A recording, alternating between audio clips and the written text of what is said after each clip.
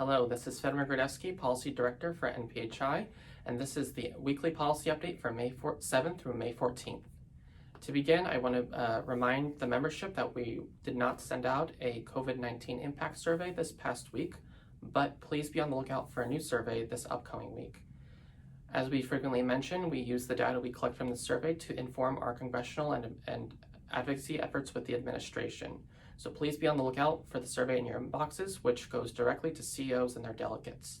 We're also trying to make sure that we take up as little of your time as possible, so we have shortened this round of survey to only 5 or 6 questions. So please be sure to fill it out and respond as soon as possible. We are looking for a response rate as high as we can possibly get, close to 100%. Thank you. Now to move on to the policy updates. The big policy update for this week is House Democrats have released the text of their fourth legislative package for COVID-19, titled the Health and Economic Recovery Omnibus Emergency Solutions Act, or simply the HEROES Act. The House Democrats released this bill on this past Tuesday afternoon, and it is in total a $3 trillion spending package. We want to point out and highlight that this package is largely focused on spending rather than implementing new clinical and regulatory flexibilities.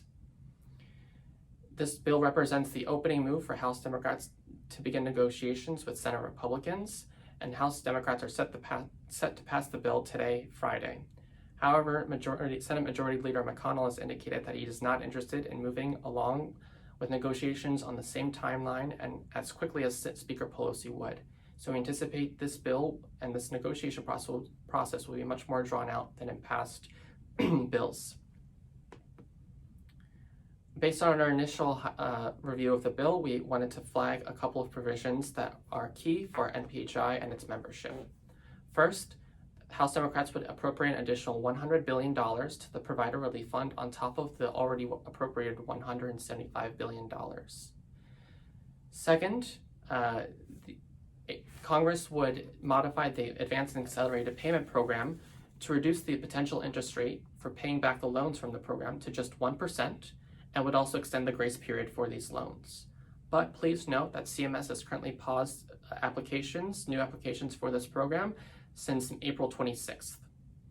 Third, Congress would provide loan forgiveness flexibility to any business who receives funds from the Paycheck Protection Program, and would allow those individuals and entities to defer payment of their payroll taxes.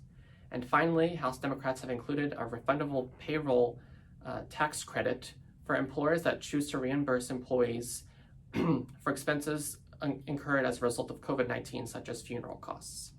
In terms of next steps, we recognize that our NPHI's member priorities are not included in this bill, such as increased funding for hospice providers specifically, priority distribution of PPE, and enhanced payment for bereavement services both within and without the benefit.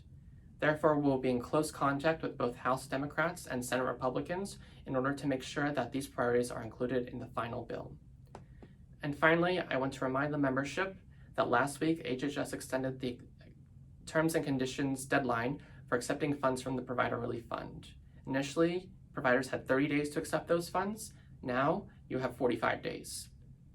So please be sure to review the terms and conditions along with the attestation portal to make sure you are comfortable with accepting both the terms and conditions and to attest to receiving the funds. But please note that if you do not actively accept the terms and conditions and hold on to the money after those 30 days, HHS will assume that you have default accepted these terms and conditions. So please be sure to either actively accept them or return the funds if you are not comfortable keeping them. This has been the policy update for May 7th through May 14th. Thank you for your time.